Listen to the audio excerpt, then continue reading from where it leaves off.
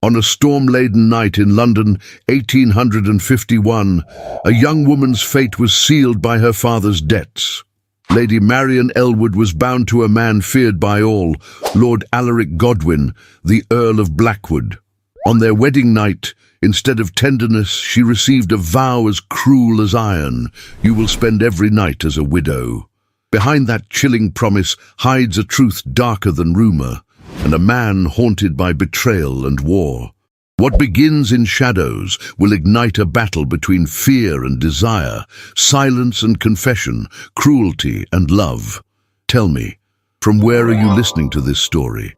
And what is it about historical romances that captivates your heart most? London, 1851. The city pulsed with restless grandeur, its fog-veiled streets alive with the clatter of carriages and the murmur of ambition. Behind the glittering chandeliers of Mayfair and the shadowed alleys of Whitechapel, lives were traded like coins, and reputations could crumble in a single evening. Within this turbulent world stood Lady Marian Elwood, a young woman of 22 years, whose gentle spirit and quiet dignity had never been prepared for the tempest about to engulf her life. Her father, Lord Henry Elwood, once a man of elegance and standing, now staggered beneath the crushing weight of debt. Cards, dice, and the intoxicating thrill of the gaming tables had stolen his fortune, leaving only shame and desperation in their place. The Elwood household, though outwardly respectable, was a decaying relic. Curtains were drawn to hide the fading fabric of the drawing room, and the servants whispered of wages delayed. Marian, with her porcelain complexion and eyes of grey-green resilience, bore witness to the decline in silence, her heart aching as she watched the father she loved sink into ruin. It was in this hour of despair that Lord Henry sought salvation in the most dreadful of bargains. The Earl of Blackwood, Lord Alaric Godwin, had extended his hand, not in charity, but in cold calculation. Known throughout London as a man both feared and admired, Alaric was the shadow that haunted salons and drawing rooms alike. Tall and broad of frame, his presence commanded silence wherever he entered. His dark hair, marked by silver at the temples, and the severe line of his beard, made him appear older than his 35 years. His piercing eyes, steel grey with flickers of melancholy, betrayed nothing but authority. Society whispered of his late wife's mysterious death, of duels fought at dawn, of scars brought back from the Crimean War that no physician could heal. Marian was summoned to her father's study one mist-laden morning. The fire crackled low, the scent of brandy lingering in the air, and Henry's trembling hands struggled to tie his cravat properly. He could not look her in the eye as he confessed that her hand had been promised, that her duty was now to rescue the family name. Marian's heart faltered, yet she did not cry out. Raised in the quiet strength of her late mother's memory, she knew her protest would be futile. Her fate was sealed in ink and debt. The day of the union arrived swiftly, under skies heavy with rain.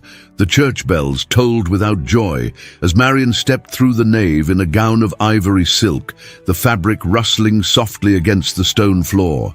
She walked not to love, but to sacrifice. Guests leaned toward one another, their whispers sharp as daggers. "The Earl of Blackwood takes another bride," they murmured. "Will she suffer the same fate as the last?" Lady Eugenia Harwood, Marian's austere aunt, stood like a sentinel, her eyes filled with stern compassion, though even she could not shield her niece from destiny. Alaric awaited at the altar, a figure of severity in a frock coat of midnight blue, his posture rigid as carved stone. When Marian lifted her gaze to meet his, she felt a shiver run through her veins.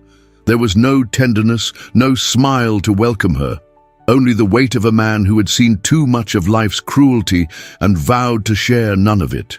Yet, within the steel of his eyes, a shadow of torment lingered, like a flame long extinguished but not forgotten. The vows were spoken with solemn grace, binding two souls by law and duty rather than affection. Marian's voice, though soft, did not waver. Alaric's, deep and commanding, carried the finality of judgment. When the rings were exchanged, her slender fingers trembled within the firm grasp of his gloved hand. The kiss of ceremony was barely a touch, a gesture as cold as marble. The reception that followed was no celebration. In the grand hall of Blackwood Manor, the air seemed heavy, as though the very walls bore witness to a history of grief. Portraits of stern ancestors gazed down upon Marian as she entered her new life. The servants, respectful but wary, watched her with curious eyes, uncertain if she would prove fragile or steadfast. Clara and Beatrice, the Earl's young nieces, peered timidly from behind a banister, their innocence shadowed by fear. As evening descended, Marian was led to her chamber. The flicker of candlelight cast long, trembling shadows across the walls. She stood before the mirror, her reflection pale beneath the weight of pearls and silk, when the door opened and Alaric entered. He did not cross the threshold with warmth or eagerness, but with a grave stillness that chilled the air. He regarded her for a long moment, his expression unreadable, before his voice, deep as thunder, broke the silence. "Do not harbor illusions, Lady Marian," he said, each word deliberate, his tone sharpened by years of discipline. "You have a place here, but not in my heart, nor in my nights. You will spend every night as a widow, though I live." The words struck her like ice against her chest. For an instant, Marian's breath caught, her lips parting in shock, though no sound escaped. She held herself with quiet dignity, refusing to let tears betray her.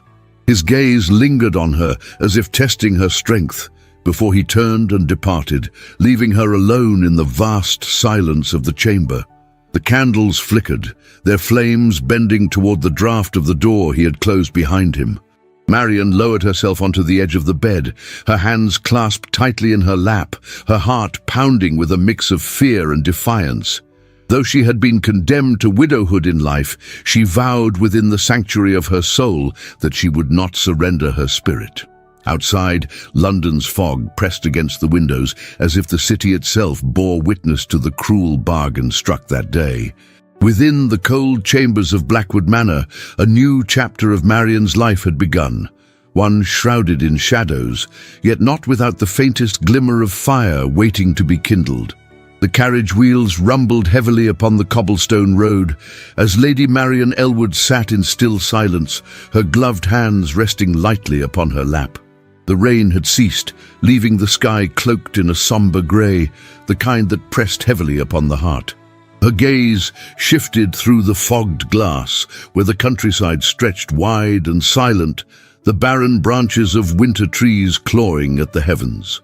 She was bound for Blackwood Manor, the house that would become her prison, her refuge, and perhaps her destiny.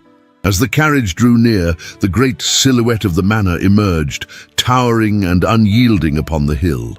Its stone walls bore the weight of centuries, darkened by soot and storms, its windows narrow and glinting like the eyes of watchful sentinels. A tall iron gate creaked open, groaning in protest as though resenting her arrival. Marian's breath caught in her chest, and she steadied herself, refusing to show outward fear.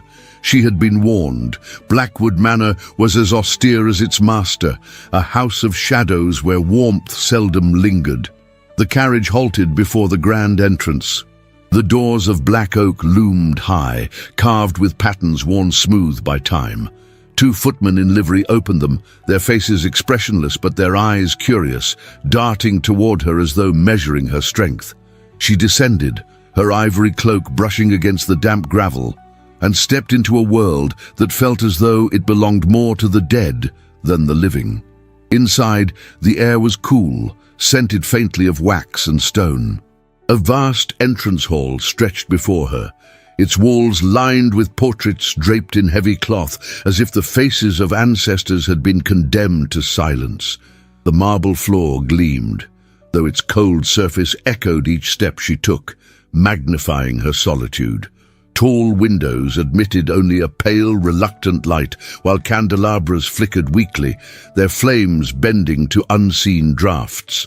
A line of servants awaited, their postures stiff, their expressions careful masks of duty. They bowed in unison, but Marian sensed unease in their manner, as though their new mistress were not a figure of respect, but of pity. A matronly housekeeper approached, her keys jangling softly at her waist, and introduced herself as Mrs. Graves. Her voice was polite, but her eyes betrayed caution, as if she weighed whether this young bride would withstand the cold silence of Blackwood Manor. "You will find the household orderly, my lady," she said, her hands clasped tightly before her. "Lord Blackwood demands discipline above all." Marian inclined her head with quiet grace, concealing the quiver in her heart. Discipline. It was a word that carried both the promise of order and the threat of cruelty. As she was led through the halls, Marian noted the abundance of closed doors, each locked as though guarding secrets never to be spoken. Dust lay thick upon certain corners, suggesting that parts of the house had been abandoned to memory. Here and there, a portrait peeked from beneath its shroud, the stern visage of a forgotten ancestor, a woman's eyes that seemed to follow her with sorrow. She felt a chill creep along her spine, yet she did not falter. It was in one of the drawing rooms that Marian first encountered Clara and Beatrice. The girls stood close together, their small hands entwined, their eyes wide with uncertainty. Clara, at 14, had auburn hair pulled neatly back, her freckles visible even in the dim light. She was tall for her age, her posture tense, as though bracing for reprimand. Beatrice, at 11, with golden curls and eyes the color of summer skies, clutched her sister's arm with a boldness that belied her youth. Marian's heart softened instantly.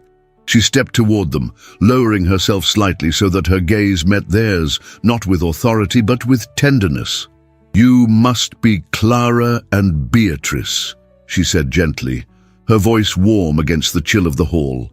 "I am Marian." The girls hesitated, glancing toward the housekeeper as though seeking permission to respond. Clara curtsied stiffly, her lips pressing into a thin line. Beatrice, braver, tilted her head. "Are you frightened?"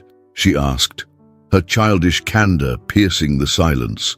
A flicker of surprise passed through Marian, followed swiftly by admiration for the girl's courage. She offered a faint smile. "A little," she confessed softly. "But courage often grows in the midst of fear, does it not?" Beatrice's eyes widened, and Clara's posture softened, though she said nothing. In that instant, Marian felt the stirrings of a bond that might, in time, blossom into trust. The girls withdrew, their footsteps light upon the polished floor, and Marian continued her journey through the house. The library, vast and lined with shelves that climbed toward the high ceiling, exuded an air of both grandeur and neglect. Certain tomes lay thick with dust, while others bore the marks of frequent handling. A single chair near the hearth bore the imprint of long nights, and Marian wondered if it was there that Alaric retreated into solitude, surrounded by shadows of words rather than companionship. At dinner, the great hall was prepared with silver gleaming upon the long table, though only 2 places were set, one for the Earl, one for his bride. Marian entered with quiet dignity, her gown of deep plum wool modest yet elegant, the lace at her cuffs delicate against her gloves. Servants moved silently, their eyes avoiding hers as though fearful of her gaze. When Alaric entered, the air shifted. His tall figure filled the doorway, his frock coat of black velvet accentuating his commanding presence. He removed his gloves with slow precision, his movements deliberate, his expression unreadable.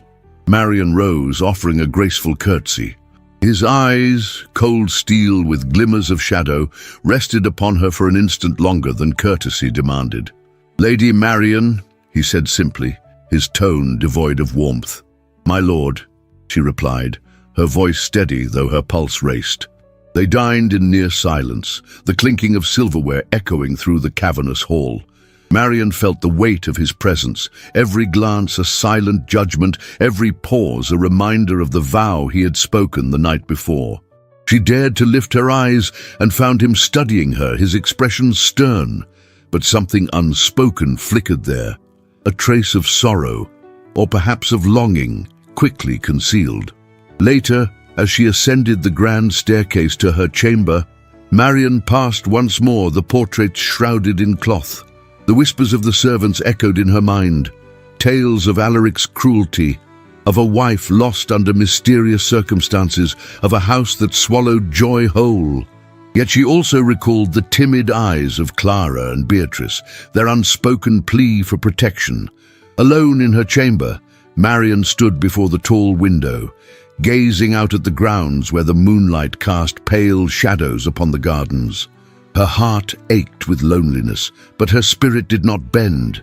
She would not allow herself to be broken by silence, by cruelty, or by fear. If Blackwood Manor was a household of shadows, then she would bring to it the fragile flame of dignity and resolve. As the wind moaned against the ancient stones, Lady Marian Elwood closed her eyes and whispered a vow not to be extinguished. She would endure, she would live, and in the heart of darkness, she would find a way to hold her light. The season in London had begun in earnest, and with it the endless parade of glittering soirees and society balls. Carriages lined the streets, their wheels rattling over slick cobblestones as liveried footmen ushered their mistresses into the glow of gaslit entrances. Tonight, Lady Marian Elwood Godwin, newly made Countess of Blackwood, would make her first appearance as wife to one of the most feared men in England. She felt the weight of expectation pressing upon her shoulders as heavily as the silk of her gown. The ball was held at the grand residence of the Viscountess Chatham, a woman famed for her lavish entertainments and for her sharp tongue. Chandeliers blazed above the ballroom, their crystals refracting light into thousands of shards that sparkled against mirrors and gilded frames. The air was thick with perfume, laughter, and the rustle of satin skirts. Musicians played a lively waltz, their bows darting across strings, while couples glided effortlessly over the polished floor. Marian entered upon Alaric's arm, her posture upright, her expression composed. She wore a gown of pale blue silk, with delicate lace trimming the neckline, chosen to present dignity without ostentation. Her chestnut hair was coiled into an intricate arrangement, a few tendrils framing her porcelain face. Yet even as she stepped into the brilliance of the hall, she sensed the shift in the air, the sudden hush, the darting glances, the whispers that rose like the hiss of serpents. "The widow bride," someone murmured near the refreshment table, the words carrying just enough to be overheard. Marian's cheeks flushed, but she did not falter. She had known such whispers would come, for London society thrived on cruelty disguised as wit. She felt Alaric's arm tense beneath her hand. His gaze swept the room cold and unyielding, silencing many who dared to meet it. Yet he said nothing, his silence as impenetrable as his reputation. As they moved deeper into the crowd, the sting of mockery sharpened. A group of ladies, their fans fluttering like wings, leaned close together, their eyes fixed on Marian. "Poor creature," one whispered. "To be bound to such a man, I wonder if she even sees him by daylight." "And to think," another added, "that his first wife perished so suddenly. How long will this one last, I wonder?" The words pierced Marian's heart, but she lifted her chin, her grey-green eyes steady. She would not allow them to see her wounded. To retreat in shame would only prove their malice true. It was then that Sir Percival Houghton appeared, cutting through the crowd with the elegance of a predator. Tall and lean, his black hair gleamed with oil, combed back to reveal sharp cheekbones and eyes that glittered with malice. He bowed with exaggerated grace before Marian and Alaric, though the smile upon his lips was that of a man who delighted in cruelty. "My lord, my lady," he said smoothly, his voice carrying the polished venom of a practiced courtier. "What a surprise to see you here. One would think Blackwood Manor offered little temptation to leave, given its reputation for solitude." Alaric's jaw tightened, though his expression remained otherwise unchanged. "Sir Percival," he replied curtly, his voice cool as winter steel. Percival's gaze lingered on Marian, his smile deepening. "Lady Marian, I must congratulate you on your courage. Few women would have dared such a union. Tell me, do the halls of Blackwood Manor whisper at night? Do they speak of the countess who came before you?" Gasps rippled among those standing nearby, scandalous delight alight in their eyes. Marian's pulse quickened, but she steadied herself. She met Percival's stare without flinching, her voice calm, though her heart raced. "I find the halls of my home speak only as much as one is willing to listen, Sir Percival," she replied. "And I am not given to hearing ghosts where there are none." A flicker of surprise crossed his features, quickly masked by a smirk. "Ah, but some ghosts cannot be so easily silenced. Your husband's late wife, for example. A tragedy, was it not? One wonders how a woman so beloved could be lost so young." The insinuation hung in the air, vile and heavy. Marian felt a chill pass through her, but she refused to lower her gaze. The room held its breath, eager for scandal, hungry for humiliation. Alaric's hand twitched at his side, but he spoke not a word. His silence was both shield and sword, yet Marian sensed the storm brewing beneath it. She longed to speak, to defend him, but she knew the moment belonged not to anger, but to restraint. It was Lady Eugenia Harwood, Marian's aunt, who at last interceded. She stepped forward with all the commanding authority of a woman who had lived long enough to see cruelty in all its forms. Her dark eyes blazed as she fixed them upon Percival. "Sir Percival," she said sharply, "your grief for Lady Godwin must be most peculiar, considering how quickly you exploit her memory for your amusement. Such devotion, one might think, would have led you to honor her name in silence, rather than tarnish it in gossip." The crowd shifted, murmurs rippling like waves. Percival's smile faltered, though he masked it with a stiff bow. "Forgive me, Lady Eugenia. My concern was merely for the well-being of your niece."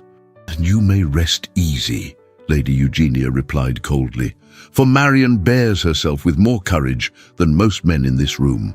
The ladies nearby averted their gazes, some nodding in reluctant agreement, others pursing their lips in displeasure. Marian felt her aunt's hand briefly brush hers, a gesture both protective and urging.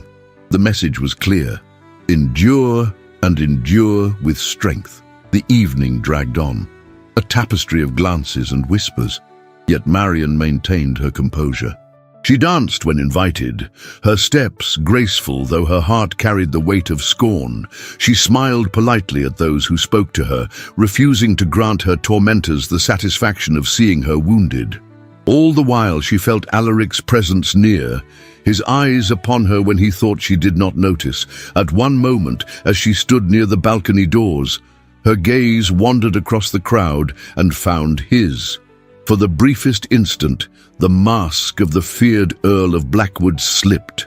She saw not cruelty, but something deeper, an echo of sorrow, perhaps even admiration. Yet as swiftly as it appeared, it vanished, replaced by the familiar coldness. When at last the evening drew to its weary close, Marian departed upon Alaric's arm, her dignity intact, though her spirit bruised. The whispers had cut deep, Percival's venom had stung, yet she had not faltered. London society might mock her as the widow bride, but she carried within her the quiet strength of endurance. In the carriage ride home, silence reigned. Alaric sat rigid, his gaze fixed upon the darkness beyond the window. Marian's hands rested upon her lap, her fingers entwined tightly. Though no words passed between them, she felt the unspoken weight of his presence. She longed to ask why he had remained silent while Percival struck at his honor, but she held her tongue. For in his silence she sensed both protection and torment, a man wrestling with shadows only he could see. And though the night had wounded her pride, Marian resolved that she would not be broken. She would walk into every ballroom, every drawing room, with her head held high. For she knew that in this world of whispers and daggers hidden behind fans, the greatest strength was not in striking back, but in enduring with grace. The city lay hushed as their carriage wheels carried them back toward Blackwood Manor, its ancient silhouette rising once more against the night. Within those walls of shadow, Marian's battle was only beginning. The days that followed the ball settled into a rhythm both rigid and unpredictable.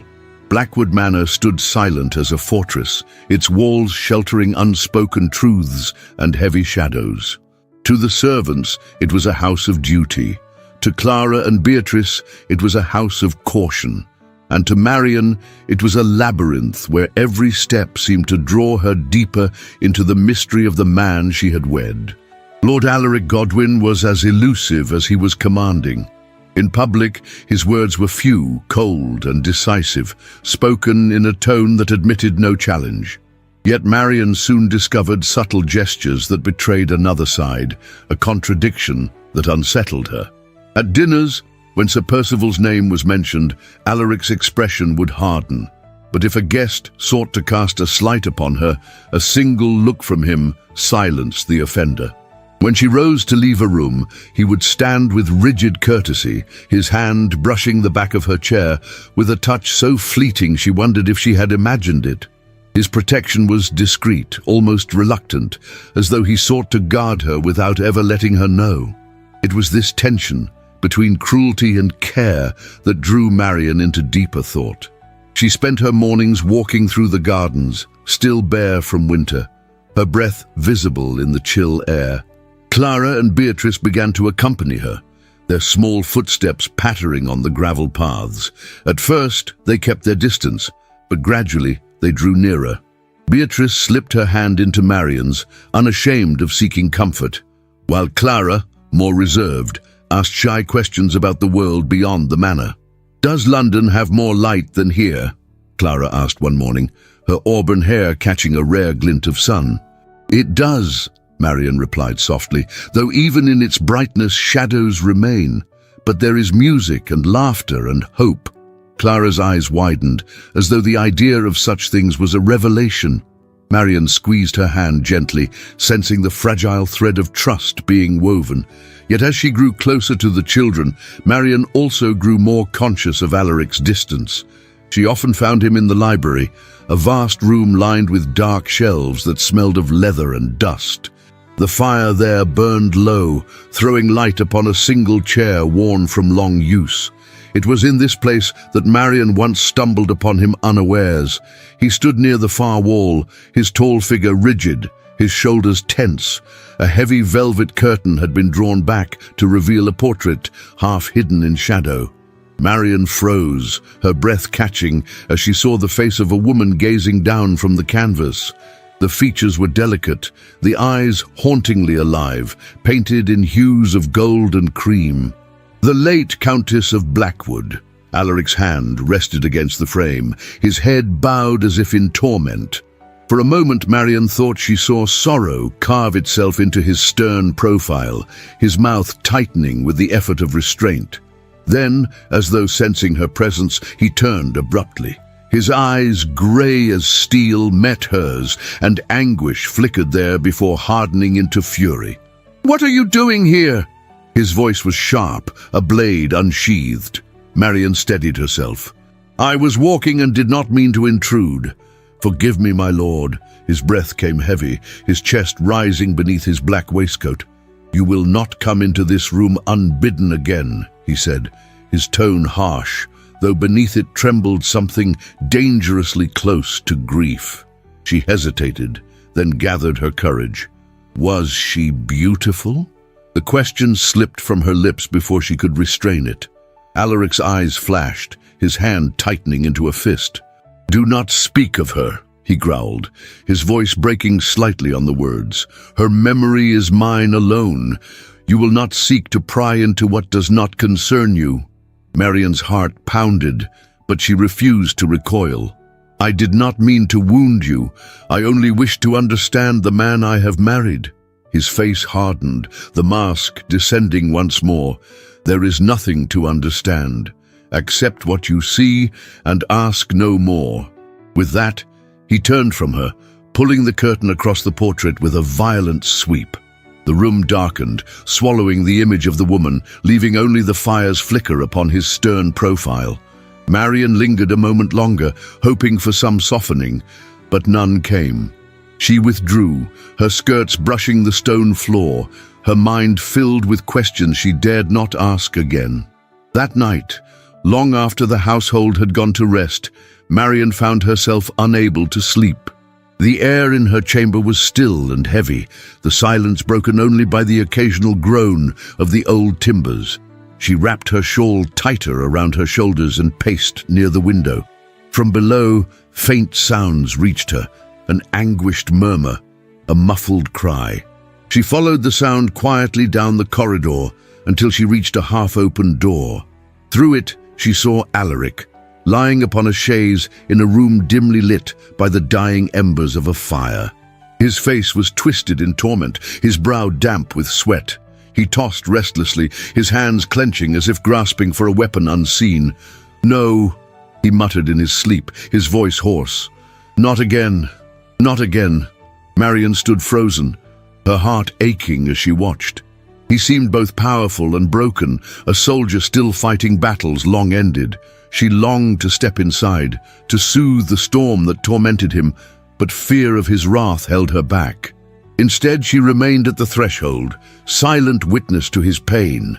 At last, he stilled, his breath ragged, his chest heaving. Marian retreated quietly, her soul heavy with sorrow.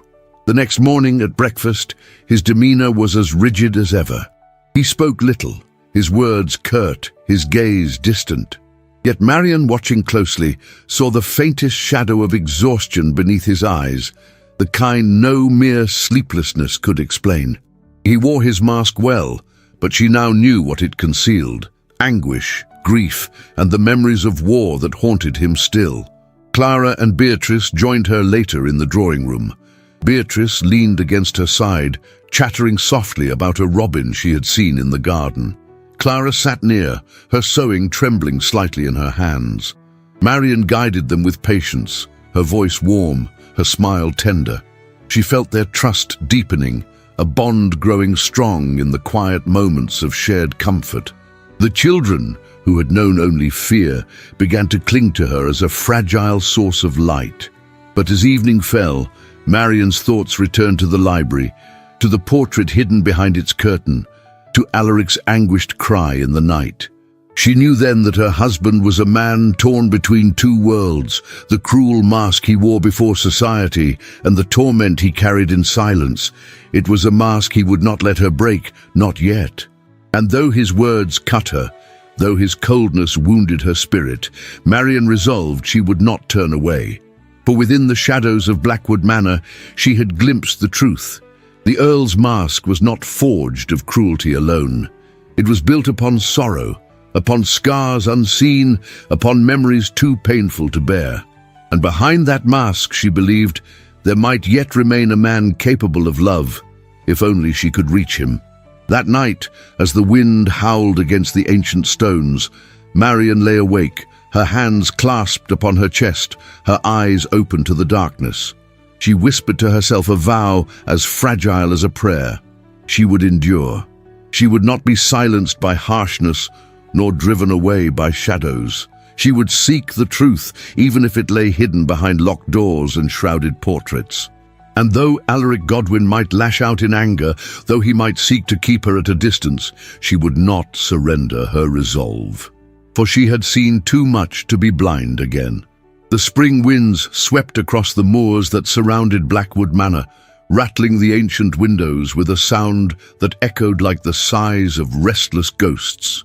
Within those walls, Marian had begun to shape a fragile rhythm of life, a rhythm woven with her growing bond to Clara and Beatrice.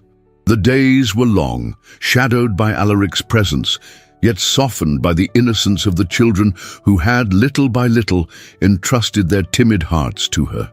It was in the quiet of one such night that Marian awoke to the sound of a muffled cry. Rising swiftly, she pulled her shawl over her nightgown and stepped into the dim corridor. The flickering light of a single candle guided her to the chamber where Beatrice lay. The child tossed upon her bed, her small face twisted in fear, her golden curls damp with tears. Marian approached gently, lowering herself beside the bed. "Beatrice," she whispered, her voice tender as a lullaby. It is only a dream. You are safe." The little girl's eyes fluttered open, wide and frightened. "He was shouting again," she sobbed softly. "Uncle." The walls shook with his anger. Marian gathered the child into her arms, cradling her against her heart. "Hush, my sweet one. There are no shouts here, only my voice, and it will protect you."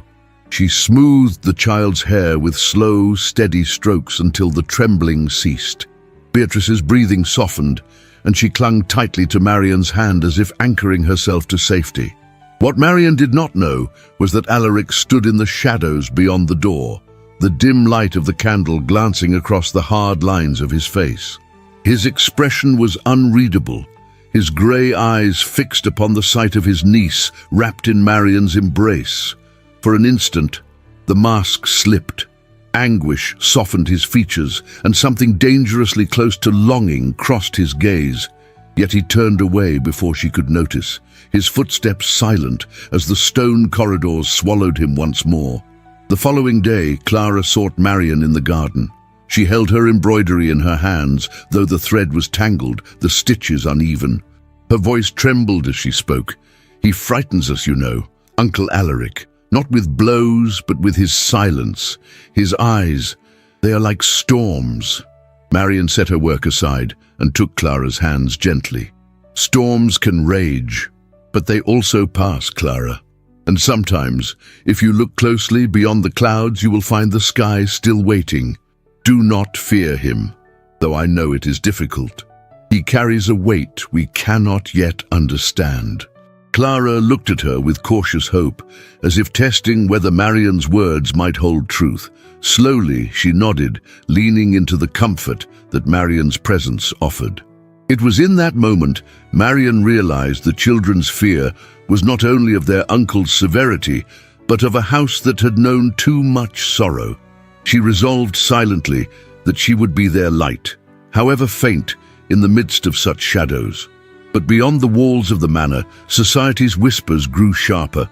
Sir Percival Houghton, relentless in his pursuit of scandal, had begun to spread venomous tales through drawing rooms and salons. With a sly smile and voice lowered to feigned sympathy, he painted Marian as a neglected wife, left alone to wander the cold corridors of Blackwood Manor while her husband buried himself in ghosts and war memories.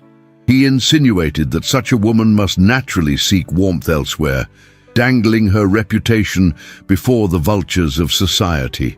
It was not long before Marian felt the sting of those rumors when she returned to town for a soirée hosted by Lady Chatham. The chandeliers blazed as before, and the air was thick with music. But Marian sensed the change immediately. Eyes followed her more keenly now, voices lowered as she passed, fans flickering to conceal mocking smiles. She held herself with grace, but her heart pounded with humiliation. Alaric entered the room beside her, his presence commanding, his frock coat dark and severe. For a time he remained distant, conversing with men of influence, his back straight, his tone clipped. Marian stood near the refreshment table, offering polite smiles when Percival approached. "My lady," he said with mock courtesy, bowing low. "I do hope Blackwood Manor has not proved too lonely. One hears it is a house where the hearth burns cold." "Do." The words carried farther than he intended, and those nearby turned to listen. Marian's cheeks flushed, but she did not look away. "Loneliness is only found in those who carry it within themselves, Sir Percival," she replied calmly, though her voice trembled beneath the surface. Percival's smile widened cruelly. "How admirable your strength! Yet one wonders, does your husband offer you that strength, or must you find it elsewhere?" The insult, veiled yet undeniable, struck like a blade. Gasps rippled through the crowd, scandal hanging in the air. Marian's breath caught, and for a moment the world seemed to tilt. Then Alaric was there. His voice, low and cold, cut through the silence like thunder. "Sir Percival," the name alone carried menace. "You forget yourself." Percival straightened, his smirk faltering as Alaric's piercing gaze fixed upon him. "I only meant—" "You meant to insult my wife." Alaric interrupted, his words precise, his tone deadly calm. "And in doing so you insult me. Do not presume you can dishonor the Countess of Blackwood without consequence." The room stilled, every breath held captive by the tension. Alaric's presence, towering and merciless, silenced even the boldest tongue. Percival bowed stiffly, forced to retreat beneath the weight of that cold fury, his pride stinging before all. Marian, standing at Alaric's side, felt her heart tremble. For once his mask of cruelty had shifted, not to reveal tenderness, but to shield her with a fierceness that stunned her. She dared to glance at him, and in the lines of his face, carved by restraint and sorrow, she glimpsed something more than harshness. For an instant, she saw the man he might have been, the man he might still be beneath the shadows. Yet when the carriage bore them home that night, the silence between them was thick once more. Alaric spoke not a word, his jaw set, his gaze turned outward to the darkness. Marian sat beside him, her hands folded tightly, her heart filled with questions she could not voice. Still, she carried within her the memory of his voice in the ballroom, the steel of his defense, the certainty with which he had declared her his. For a fleeting moment, the widow bride had felt herself truly a wife. And though Alaric soon retreated again into silence, Marian's resolve grew stronger. She would hold fast to those rare glimpses of the man behind the mask, the man whose heart, though bound by sorrow, had not yet forgotten how to protect. As the manor loomed before them once more, its windows glinting like watchful eyes, Marian whispered a prayer to herself. She prayed not for ease, nor for peace, but for courage. For in the seeds of compassion she had sown with the children, and in the brief defense Alaric had given her, she sensed the fragile stirrings of a future not yet written. And though shadows still reigned in Blackwood Manor, Marian vowed she would not let them consume her. She would remain steadfast until the day those shadows yielded to light. The cold light of early spring draped London in a haze that blurred beauty with suspicion. Drawing rooms across Mayfair buzzed not with melodies or polite chatter, but with murmurs sharpened into daggers. Sir Percival Houghton, relentless in his pursuit of scandal, had found a fresh cruelty to inflict. His words, whispered with feigned sorrow, spread like wildfire through the salons. "They say the First Lady Godwin did not die of frailty," he murmured into a fan-shadowed ear, "but of her husband's temper. A rage uncontrolled." "Impossible," some whispered, their voices heavy with titillation. And yet, who truly knows what occurs in the silence of Blackwood Manor? Thus the tale grew, painted in darker colors each time it was told, until Marian found herself the subject of pitying glances and sympathetic sighs. At a dinner, ladies approached her not with curiosity, but with the condescension reserved for a victim. Hands lingered upon hers, voices softened in false kindness.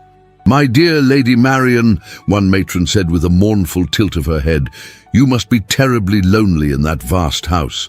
How you bear it with such grace is remarkable." Marian lifted her chin, her expression serene though her pulse raced.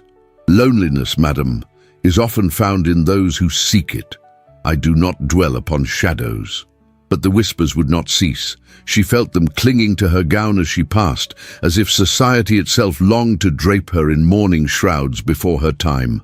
And though humiliation pressed upon her heart, Marian resolved that she would not retreat into silence. She would not allow lies to define her life.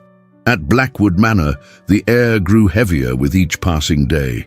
Servants exchanged wary glances, their footsteps hushed as though the very stones of the house bore witness to rumor. Marian wandered its corridors with greater purpose now, searching not for comfort but for answers.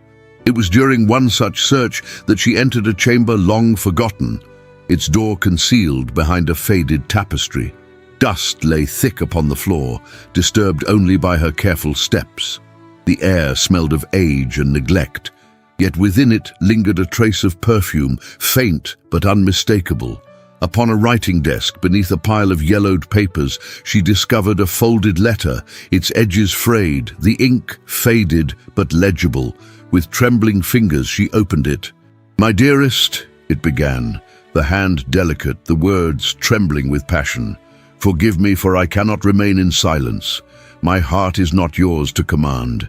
I have given it elsewhere, and though I wear the title of Countess, I live as a prisoner. I will flee if I must, for love cannot be shackled by duty." The signature struck Marian like a blow. It was the hand of Alaric's late wife. Marian pressed the letter to her chest, her breath shallow. So it was not cruelty that had destroyed her, but betrayal.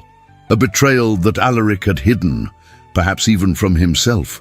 The mask of coldness he wore, the vow of widowhood he had pronounced upon Marian, were they not the armor of a man who had once been wounded beyond repair? That evening, the weight of her discovery burned within her as she entered the dining hall. Alaric sat at the head of the long table, his posture as rigid as the high-backed chair that framed him.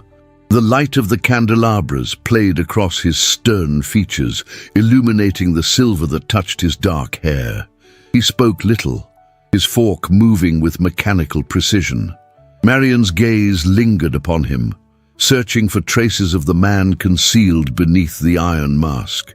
She thought of his nieces, of Beatrice's tears and Clara's confession, of the letter trembling in her hands. He was cruel, yes, but not without reason. His cruelty was not born of malice. It was born of sorrow. At length she dared to speak. "There are whispers in London," she said softly, her voice carrying across the silence. "Whispers that wound us both." Alaric's knife stilled against the porcelain. He did not look up. "Let them whisper. I care not for their tongues." "But I do," Marian replied, her tone firm yet gentle, "for they speak of your late wife, and of you." His eyes lifted then, grey and storm-filled. For a heartbeat, the mask cracked, and anguish flickered there. "Do not speak of her," he said, his voice low, edged with pain. "Her memory is a grave best left undisturbed." Marian's hands trembled upon the tablecloth, but she held her ground. "I will not flee from shadows, my lord. If cruelty dwells in these halls, I must know its source." The silence that followed was heavy, oppressive. Then Alaric rose abruptly, his chair scraping against the floor. He turned from her, his shoulders stiff, his hand gripping the back of the chair as though to steady himself. "You think me cruel," he said, his voice breaking beneath its own weight. "And perhaps I am. But cruelty is the only armor left to a man who has been betrayed by those he trusted most. Ask no more of me, Marian. What lies beyond is a wound you cannot heal." He left the hall without another word, the echo of his boots resounding against the marble like a tolling bell. Marian remained seated, her heart torn between pity and frustration, her soul aching with the certainty that she had glimpsed, for the briefest instant, the man concealed behind the mask. In the days that followed, Alaric avoided her gaze more than ever, yet she noticed the subtle changes. When she entered a room, his eyes lingered upon her before darting away. When others sought to slight her, his silence carried the weight of warning. The contradiction grew clearer. He wished to keep her at arm's length, yet he could not wholly deny her presence in his life. Marian herself grew firmer in resolve. She no longer walked Blackwood Manor as a timid bride, but as a woman determined to uncover the truth. Each locked door, each shrouded portrait, each whispered tale was a thread leading her closer to the heart of her husband's torment. She knew she might wound him by seeking it, but she also knew that without truth there could be no peace between them. And so, even as London gossiped, even as Percival's venom spread, Marian stood unbroken. She was not a victim, nor would she allow herself to be one. She was the Countess of Blackwood, and she would not surrender her dignity, nor her quest for truth. That night, as she lay in her chamber, the letter hidden safely among her belongings, she thought of Alaric. She thought of his storm-filled eyes, of his voice when it trembled despite his fury, of the way he had spoken of betrayal as though it still bled within him. and she whispered into the silence, her voice steady as a vow. "I will not turn away. Not from you, not from this truth." The wind howled outside, rattling the ancient panes, but within Marian's heart, a fire had been kindled. It was not yet love, but it was determination, fierce and unyielding. She would face Alaric's cruelty, not with fear, but with compassion, and perhaps in time compassion might become the blade that shattered the mask of the Earl of Blackwood. The night had begun in stillness. A faint drizzle tapped against the windows of Blackwood Manor, the sort of rain that softened the air without cleansing it. Marian sat with Clara and Beatrice in the drawing room, a book open upon her lap, though neither child was paying it any attention. Beatrice leaned against her shoulder, eyelids heavy with sleep, while Clara stitched clumsily at a sampler, her fingers trembling, though she tried to hide it. The fire crackled low, the shadows dancing against the panelled walls. For a fleeting moment, Marian allowed herself to believe that peace might endure, even within a house built on sorrow. Then came the cry, a distant shout, muffled at first, then rising with urgency. The scent of smoke pierced the air, sharp and unmistakable. Beatrice's head jerked up, her blue eyes wide with alarm, and Clara's needle clattered to the floor. "Stay here," Marian urged, rising swiftly. But before she could step into the hall, the door burst open and a servant rushed in, his face pale, his voice breathless. "The stables, my lady, they're aflame!" Panic surged through the household. Footsteps thundered as men ran toward the courtyard, their shouts mingling with the crackle of fire. Marian seized the children's hands, intending to lead them upstairs to safety. But in the chaos, Clara pulled free, crying, "The foal! We mustn't leave him!" and darted toward the courtyard before Marian could stop her. Beatrice, desperate not to be left behind, followed in a flash of golden curls. "Clara! Beatrice!" Marian's cry rang through the hall, her voice raw with terror. Without hesitation, she gathered her skirts and ran after them, the hem of her gown sweeping the floor like a wave. The courtyard was alive with flames. The stables roared, tongues of fire reaching high into the night sky, painting it orange and red. Smoke billowed thick, choking the air, while horses neighed in terror, their hooves striking against wood as men struggled to free them. Through the haze, Marian glimpsed Clara and Beatrice near the stable door, frozen by the inferno, their faces pale with fear. Marian's heart seized, but she did not falter. She plunged into the smoke, her lungs burning, her eyes stinging. "Come to me," she called, her voice firm, though desperation tore at her. Clara clutched her sister's hand, unable to move. Marian wrapped her arms around them both, pulling them close. Heat scorched her skin. Embers rained like sparks of judgment, but she shielded the girls with her own body as she guided them toward safety. Then, suddenly, the world lurched. A beam cracked overhead, crashing down in a shower of sparks. Marian stumbled, the children clinging to her skirts. The flames roared closer, the smoke pressed heavier, and she knew with chilling certainty that she might not lead them out. And then he was there, Alaric. His figure loomed through the haze, tall and commanding, his coat darkened with ash, his face lit by the infernal glow, his eyes, fierce and wild, locked upon hers. Without hesitation, he seized Clara and Beatrice, his strong arms lifting them clear of danger, his voice ringing with an authority that silenced even the chaos. "Run!" he ordered the girls, thrusting them toward the servants who waited beyond.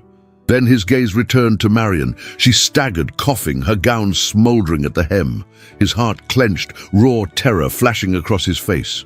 He caught her in his arms, dragging her from the inferno, shielding her as though his very soul depended upon it. When at last they emerged into the cool night air, the roar of flames behind them, Marian collapsed against him, gasping for breath. The children flung themselves into her embrace, weeping with relief, their small bodies trembling. Clara clutched her hand fiercely, and Beatrice buried her face against her skirts. Marian gathered them close, her arms protective, her heart pounding with gratitude that they still lived. But Alaric, Alaric remained kneeling beside her, his chest heaving, his face marked not by coldness but by fear. His gloved hand trembled as he touched her shoulder, as though to assure himself that she was truly alive. For the first time, Marian saw him unmasked, stripped of all cruelty and silence. His voice, when it came, was ragged with anguish. "Do you know what it is to lose everything?" he whispered, his eyes searching hers with a desperation that made her breath catch. "To have the one you trusted betray you, and the one you loved taken from you in an instant. To fight wars abroad, only to return to a battlefield within your own home?" Marian's lips parted, but no words came. She saw the torment carved into him, the shadows of battles both on the field and in his heart. His grip on her tightened, not cruelly, but with the fear of a man who dreaded the abyss of loss. "My wife," he began, his voice breaking. "She loved another. She wrote letters, made promises. I found them hidden like daggers, and then, before I could confront her, she was gone. A sudden fever, they said, though I have always wondered if grief itself consumed her, and I—" His breath faltered. "I returned from war carrying blood upon my hands and found betrayal waiting in my own bed. That is what remains to me. That is why I cannot—" He fell silent, the confession trailing into the night air heavy with smoke. Marian's heart ached with compassion, with sorrow so deep it threatened to drown her. She placed her hand lightly upon his, a touch both tender and unyielding. Their eyes met, and in that gaze she saw not the feared Earl of Blackwood, but a man shattered by grief and chained by ghosts. "You are not alone," she whispered, her voice trembling yet resolute. His eyes searched hers as though he longed to believe, but before he could answer, shouts rose as men battled the fire. He turned away, his mask descending once more, though not before she had glimpsed the man hidden beneath it. When the flames were at last subdued and the stables reduced to charred ruin, Marian returned to the house with Clara and Beatrice pressed against her. The children clung to her more fiercely than ever, their fear of their uncle washed away by the sight of his desperation to save them. Clara leaned into her embrace without hesitation, and Beatrice declared boldly that she would never leave Marian's side. In that moment, Marian felt the weight of the household shift. The children no longer trembled before the Earl. Their loyalty, their hearts, belonged to her. As she tucked them into bed that night, Clara whispered, "You are our light, Marian." Beatrice nodded, her eyes glistening with trust. Marian kissed their brows, her own heart swelling with resolve. And when she returned to her chamber, she paused by the window, gazing out at the smoke that still lingered in the night sky. Her body ached from the ordeal, but her spirit burned brighter. She had risked her life for the children, and in doing so, she had broken the silence of the manor. She had drawn from Alaric not cruelty, but confession. Though he had retreated once more behind his mask, Marian knew she had touched the man hidden beneath. She had seen his terror, his anguish, his humanity, and for the first time since her arrival at Blackwood Manor, she felt the faintest tremor of hope that the legend of cruelty might not define him forever. The fire in the stables had scarred the night, but it had also illuminated truths long shrouded. Within the ashes, something fragile had begun to stir, a chance for healing, for compassion, for a future not yet written. The weeks following the fire at the manor carried with them a strange calm, as though the flames had consumed not only wood and hay, but also something of the silence that had long weighed upon the household. Marian sensed the subtle shift. The children no longer trembled at the sound of their uncle's voice, and the servants, though still cautious, looked upon her with newfound respect. Yet beyond the stone walls of Blackwood Manor, the city of London stirred with renewed malice, for Sir Percival Houghton had not abandoned his thirst for vengeance. The rumours he had seeded now bore their bitter fruit. At every salon, whispers bloomed that Lady Marian sought comfort in places her husband's coldness could not reach. The suggestion of infidelity, spoken with false pity, repeated with delighted cruelty, spread like wildfire among those eager for scandal. And Percival, his pride still smarting from Alaric's rebuke at the soiree, fanned the flames with sly insinuations. It was at a crowded gathering hosted by Lord Chatham that the venom reached its height. The chandeliers blazed, and laughter echoed against the gilded ceilings. But beneath the splendor lay an air heavy with expectation. Marian entered in a gown of silver-grey silk, her poise unshaken, though her heart knew the danger of every glance. Alaric accompanied her, severe in a coat of black wool, his expression one of carved marble. They had barely crossed the threshold before Percival approached, his dark eyes gleaming with malice.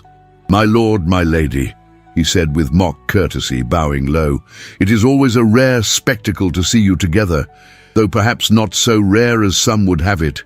One hears the Countess keeps rather interesting company in your absence." The words hung in the air like a blade unsheathed. Gasps rippled through the crowd. Marian felt her blood run cold, her hands tightening upon her fan until it nearly snapped. Her eyes met Percival's, and for the first time she saw not merely cruelty, but a hunger to destroy. Alaric's voice, when it came, was low and deliberate. "Choose your words carefully, Percival." But Percival only smiled, feigning innocence. "I speak only what is spoken in every drawing room. A woman neglected may be forgiven her search for warmth." His gaze swept over Marian, lingering in insult. And who could blame her? The hall froze in silence. Marian's chest rose and fell in quick, sharp breaths, yet she forced her composure, refusing to grant him the triumph of seeing her wounded. Still, she felt the sting of shame cut deep. Alaric stepped forward, his presence towering, his grey eyes burning like steel struck with fire. "You dare accuse my wife in public? Then you shall answer me as a man." A murmur swept through the crowd. Duel. The word shimmered in the air, both forbidden and inevitable. Percival inclined his head, his smirk triumphant. "If satisfaction is what you seek, then so be it." At dawn. That night, back within the cold halls of the manor, Marian confronted Alaric with a desperation that trembled in every word. He stood before the hearth, his broad shoulders lit by the glow of the flames, his expression unreadable. "You cannot fight him," Marian pleaded, stepping closer, her hands clasped before her chest. "If you do, I may lose you. I could not bear it." Alaric turned, his eyes shadowed, his jaw set. "He has dishonored you. He has dishonored us both. If I remain silent, the world will believe his lies. If I fight, they will know I will not permit your name to be dragged through filth." "Your honor is not worth your life," she cried, her voice breaking. "It is the only way," he said, his tone cold yet edged with something rawer. He stepped nearer, his hand hovering for a moment above hers, though he did not touch. "You must understand, Marian. This is not merely pride. This is necessity." Her breath shuddered, her grey-green eyes shimmering with tears she refused to let fall. "Then promise me," she whispered. "Promise me you will come back to me." For a moment, his mask faltered. His eyes softened, his lips parted as though he wished to speak words long buried. But instead he turned away, his silence more haunting than any vow. The dawn came heavy with mist, the fields beyond the city cloaked in silence. Marian, though forbidden to attend, watched from a distance, her hands clasped tightly within her cloak, her breath visible in the cold morning air. Two men stood opposite each other upon the dewy grass. Alaric, tall and unyielding in his dark coat, and Percival, lean and sharp, his face twisted in smug defiance. Seconds stretched into eternities as pistols were loaded, the ritual carried out with solemn precision. When the signal was given, both raised their weapons.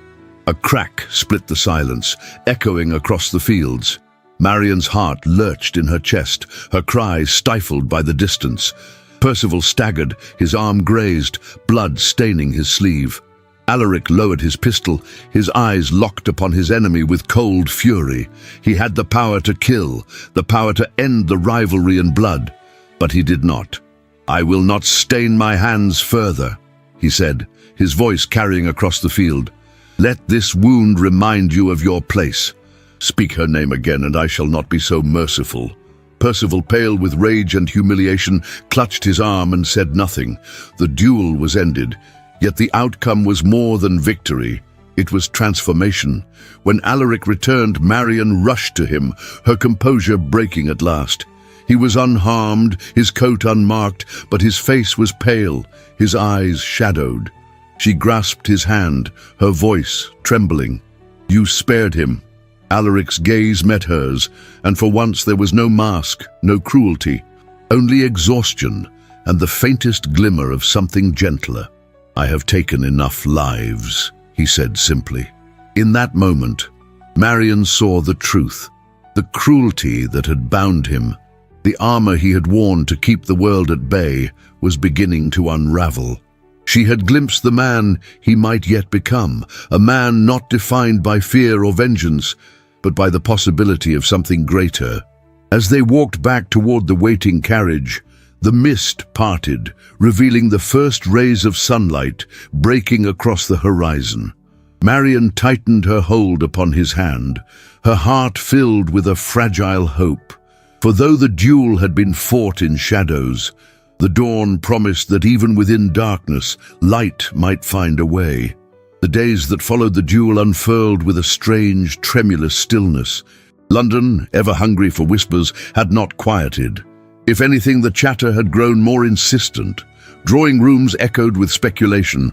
Why had the feared Earl of Blackwood spared his rival's life? Did mercy conceal weakness? And what of his young wife, the so-called widow bride? Was her composure pride or defiance? Yet in the midst of such talk, Marion carried herself with dignity. She walked into salons at Alaric's side, her grey-green eyes steady, her chin lifted, her hand lightly resting upon his arm. Where once she might have trembled beneath their gaze, now she chose strength. If society would brand her a victim, she would meet their pity with serenity. If they whispered of scandal, she would answer with silence far more eloquent than their malice. Still, the unease within Blackwood Manor did not vanish with daylight. Marion sensed the shadows pressing heavier, as though the duel had stirred not only gossip, but wounds too long buried. At dinners, Alaric spoke little. His gaze lingered upon her more often now, but whenever she met it, he looked away. She knew he carried a storm within him, a storm she could no longer ignore. One evening, rain lashed against the windows, the kind of storm that rattled the shutters and made the walls groan like an old ship at sea. Marion sat alone in the drawing room, the fire throwing restless light across the portrait still shrouded in cloth. She thought of the letter she had discovered weeks earlier, hidden in that forgotten chamber. A letter written by the late Countess, confessing her love for another man and her despair at the life she led. Marion had not spoken of it to Alaric yet, fearing to wound him further, but the weight of it pressed upon her heart. If truth was the key to breaking the silence between them, then it could no longer remain concealed. When Alaric entered, his coat damp from the rain, his hair darkened and clinging at the temples, he looked less the formidable earl and more a man wearied by storms without and within. Marion rose, her hands trembling slightly, and faced him. "My lord," she began softly, "I can no longer endure this silence between us. I know there is more to the shadows that bind you than cruelty alone. I have seen it. In your eyes, in the way you shield the children, in the way you shield me." His expression darkened, his mouth tightening. "Do not press me, Marion. You know nothing of the truth you seek." She stepped closer, her voice gathering strength. "I know enough to see that you suffer, and I have found what you tried to bury." She drew the folded letter from within her gown. The ink faded, but the words unmistakable. She wrote this. She wrote of a heart given elsewhere, of despair she could not contain. For a moment, Alaric's face drained of color. He reached for the letter, his hand trembling, but did not take it. Instead, he turned away, his shoulders taut, his voice low. "You should not have touched what was not yours." Tears pricked Marion's eyes, but she held her ground. "I did not seek it to wound you. I sought it to understand.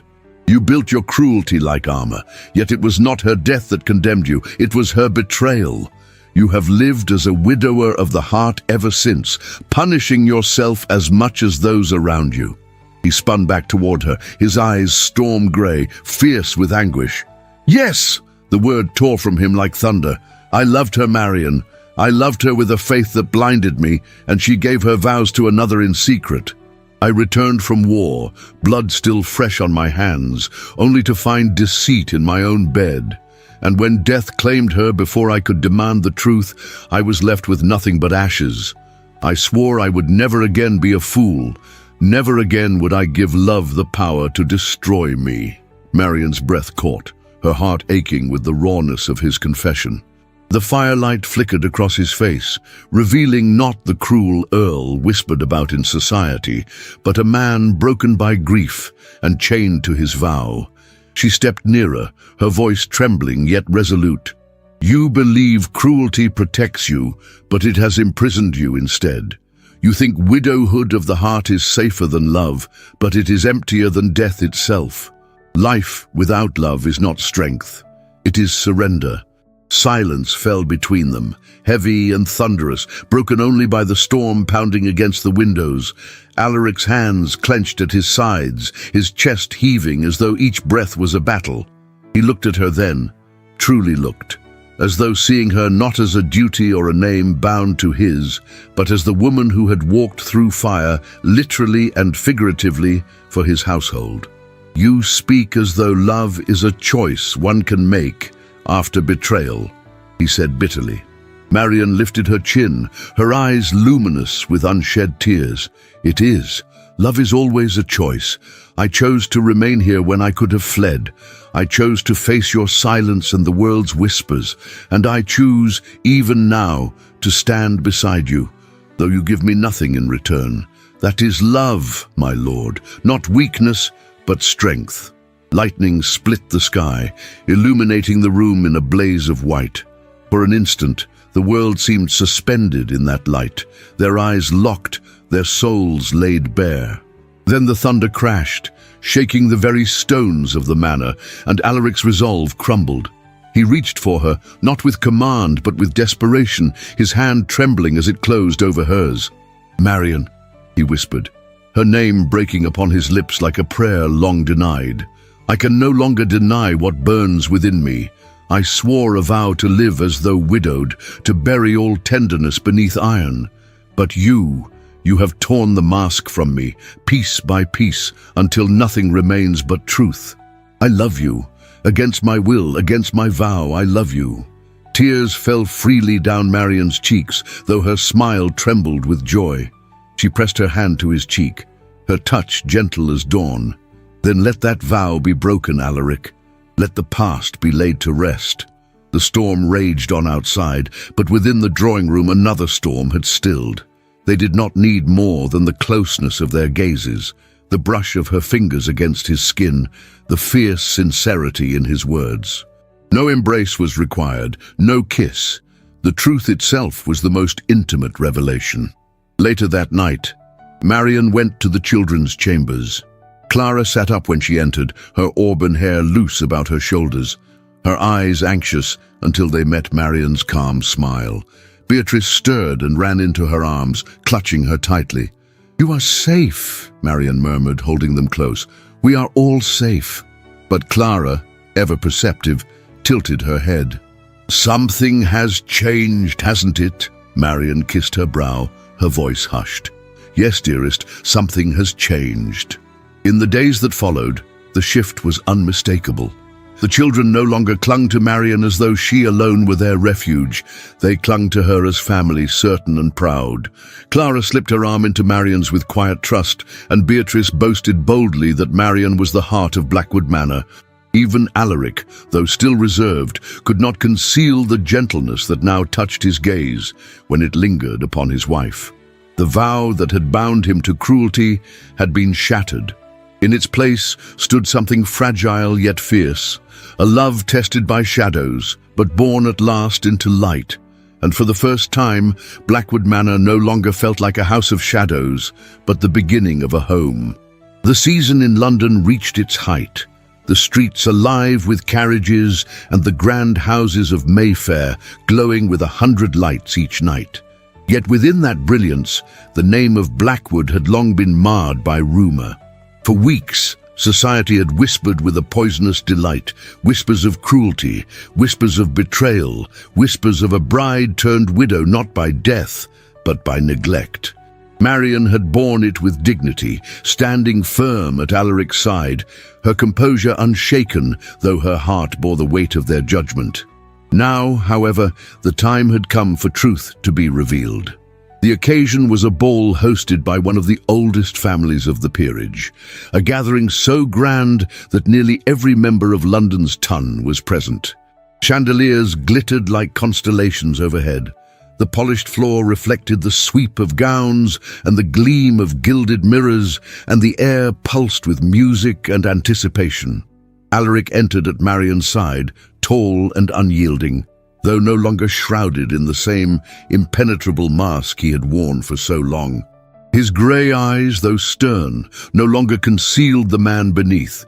His hand rested with deliberate tenderness upon his wife's arm, as though declaring to all that she belonged at his side.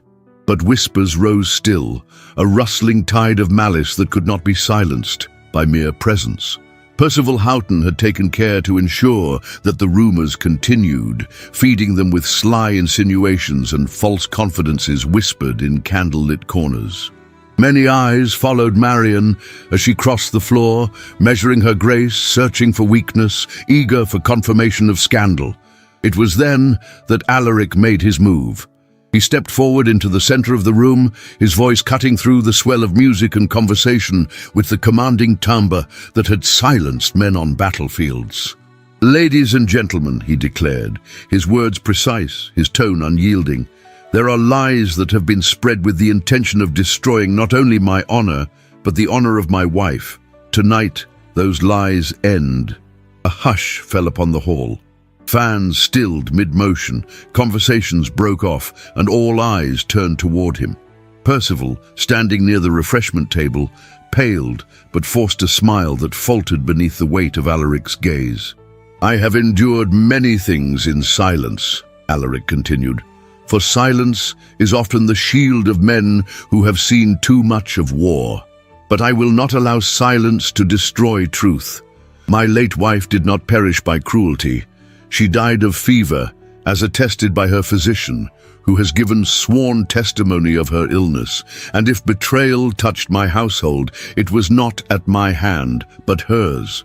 These letters," he held up folded pages, the very ones Marian had discovered, "speak plainly of where her affections lay. They are bitter to me still, but I reveal them now to end the venomous rumors that have been used to wound both me and my bride." Gasps rippled through the hall, faces turned toward Percival, whose composure cracked. Alaric's eyes fixed upon him, hard and merciless. "And as for Sir Percival Houghton," he said, his voice like thunder restrained by steel, "it was he who courted my late wife before our marriage, he who sought to profit from her unhappiness, and he who has since sought to use her memory to strike at me. His lies have been exposed, and his schemes revealed. Let all who hear me tonight know that the Countess of Blackwood is blameless, and that the only shame belongs to him who has slandered her." The silence that followed was thick, pulsing with tension. Then, like a tide breaking, voices rose, some in shock, others in support, and still others in condemnation of Percival, who stood cornered, his face flushed with rage and humiliation. He stammered some protest, but the weight of evidence crushed him. A matron declared loudly that she would never again receive him in her home. Others followed, and within moments, Percival's downfall was sealed. Marian, who had stood beside Alaric through every word, felt her heart swell with a storm of emotion. Pride, relief, and gratitude flooded her, but most of all, a fierce tenderness. For he had not only defended her, he had laid bare his own wound before society, sacrificing his silence for her honor. Lady Eugenia, standing among the gathered crowd, caught Marian's gaze. Her stern features softened into rare approval, her eyes glistening with restrained emotion. In that moment, Marian knew her aunt had recognized her triumph. No longer mocked as the widow bride, she had become a woman admired for her dignity, her resilience, and the quiet strength that had transformed a house of sorrow. The music resumed, tentative at first, then swelling with renewed vigor. But all eyes followed Alaric and Marian as he turned toward her, bowing low with uncharacteristic grace. "Will you dance with me, Marian?" he asked, his voice low but clear enough for those nearby to hear. Her breath caught, her heart trembling at the gentleness in his tone. She placed her hand in his, and together they stepped onto the floor. The crowd parted, making space for them as the musicians struck a slow, stately waltz. Alaric's hand pressed lightly against the small of her back, guiding her with assurance, while his gaze never left hers. No mask remained. His eyes held hers with an intensity that spoke of devotion laid bare before the world. Whispers rose again, but this time they carried not malice, but wonder. "He looks at her as though she were his salvation," one lady murmured, and for once the words were not cruel but awed. When the music ended, applause rippled through the room, sincere and unforced. Marian's cheeks flushed, not with shame but with joy. She had stood before society not as a victim, but as a woman cherished, her dignity defended, her place secured. In the days that followed, the transformation reached even the cold stones of Blackwood Manor. The corridors no longer echoed with silence, but with laughter. Clara and Beatrice ran freely through its halls, their fears melted away, their voices bright as bells. The servants, once stiff with caution, moved with renewed ease, their smiles unguarded in Marian's presence. The house that had long been a mausoleum for sorrow began to breathe again, its hearths burning warm, its rooms alive with life. Marian herself walked its corridors with new certainty. No longer did she feel a stranger in her own home. She was mistress now, not only in title but in truth, and at her side was Alaric, no longer the feared and cruel earl whispered about in salons, but a man who had allowed love to conquer fear. One evening, when the rain had ceased and the air smelled of fresh earth, Marian found herself with Alaric in the drawing room. The fire burned low, casting golden light upon his face. He drew her close, not with command but with tenderness, his hand resting lightly against hers. "You have given me back more than I thought possible," he murmured, his voice unsteady with emotion. "I swore once that you would live as a widow beside me, though I lived. But now, Marian, you must know the truth." He leaned nearer, his breath warm against her ear, his words a vow renewed. "You will never be a widow in my arms, for I live only for you." Her eyes filled with tears, her lips trembling with the force of emotion. She touched his cheek, her smile radiant, her heart soaring. In that moment she knew that cruelty, fear, and shame had been vanquished, not by battle nor by pride, but by love. And so the story closed, not in sorrow, but in triumph. The Earl of Blackwood, once feared as a man of shadows, had found his light. Lady Marian, once mocked as the widow bride, had become his heart's true companion.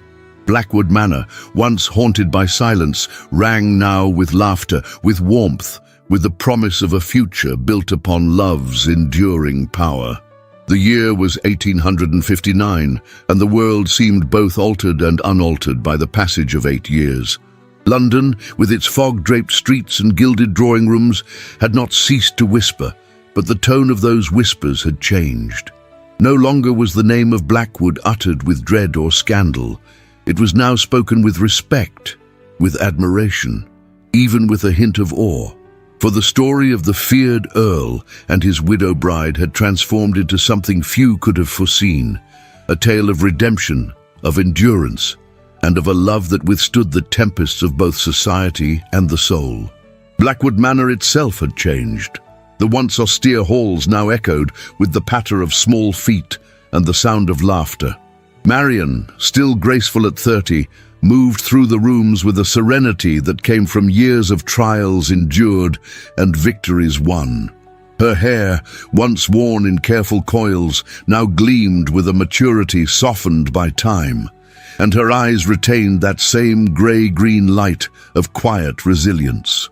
At her side often ran two children, Clara, now nearly a woman at 22, and Beatrice, radiant at 19, though both still sought Marian's counsel as if she were their second mother.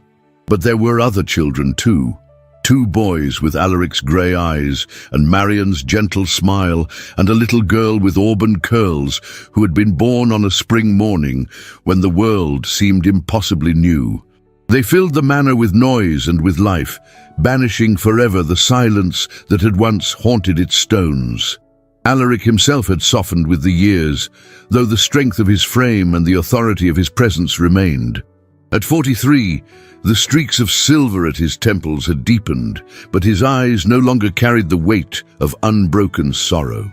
When he looked upon Marian, it was not with the guarded coldness of the man she had first wed, but with open tenderness, unashamed before the world. Time had not eroded his love. It had refined it, tempered it into something enduring and steadfast, a love that had been tested by shadows and had emerged all the stronger for them. Society too had shifted. Those who once mocked Marian as the widow bride now sought her favor, eager to claim friendship with a woman whose dignity had become legend.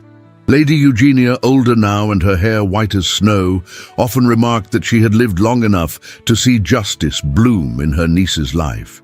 She was proud, though her praise remained stern and measured, as if too much sentiment might betray her carefully guarded heart. And what of Sir Percival Houghton? His downfall had been swift and merciless after the night Alaric exposed his schemes. Shunned by the ton, stripped of influence, he had retreated from London in disgrace. There were whispers still of a lonely estate in the north, where he lived in bitterness, surrounded by debts and shadows of his own making. He had paid the price for his cruelty, not with blood spilled on a dueling field, but with the slow decay of reputation, wealth, and companionship. His name, once spoken with sly admiration, was now a cautionary tale of arrogance undone. The night before their 8th anniversary, Marian stood with Alaric upon the balcony of Blackwood Manor. The air was crisp, the stars bright above the dark stretch of the moors. The laughter of their children drifted faintly through the halls behind them, a lullaby of joy. Marian leaned against the balustrade, her shawl pulled close, while Alaric stood beside her, his hand resting lightly upon hers. 8 years, he murmured, his voice low with wonder. 8 years since I swore you would live as a widow in my home. How wrong I was. Marian turned to him, her eyes shimmering with both joy and the weight of memory. You gave me more than I ever dreamed, Alaric. Not in riches, not in rank, but in love that endured when the world thought it impossible. He lifted her hand, pressing it to his lips with reverence. You gave me back my life. Without you, I would have remained a shadow. With you, I have lived. Tears glistened on her lashes, not of sorrow, but of gratitude. She leaned against him, her head resting upon his shoulder as the wind whispered through the night. In the stillness, surrounded by the echoes of laughter and the warmth of love that had conquered cruelty, fear, and shame, Marian knew their story had not ended in triumph alone. It had endured, it had grown, and it had blossomed into a legacy that would remain long after whispers faded into silence. For love, once sown in shadows, had flourished into a garden eternal.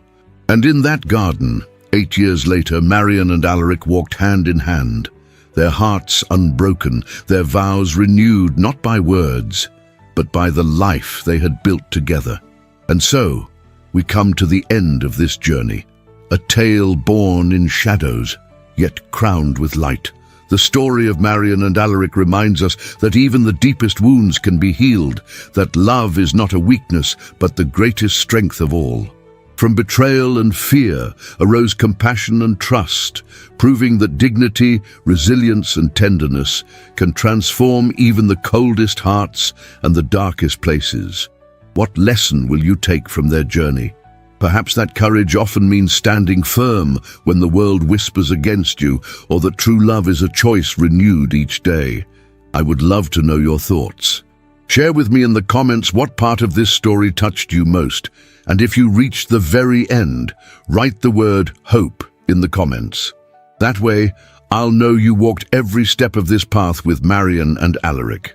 If you wish to support the team that makes these stories possible, consider sending a super thanks on YouTube with any amount you feel inspired to give. It means the world to us and helps us continue creating more tales like this. If that's not possible, your kindness in sharing this story with friends and family is another wonderful way to help keep these romances alive. And don't stop here. On the cards I'm leaving for you, you'll find other stories filled with passion, drama, and the timeless beauty of period romance. Let yourself be carried away once more. Thank you for being part of this journey. May the triumph of love in this story echo in your own life, reminding you that even in the darkest night, light will always find a way.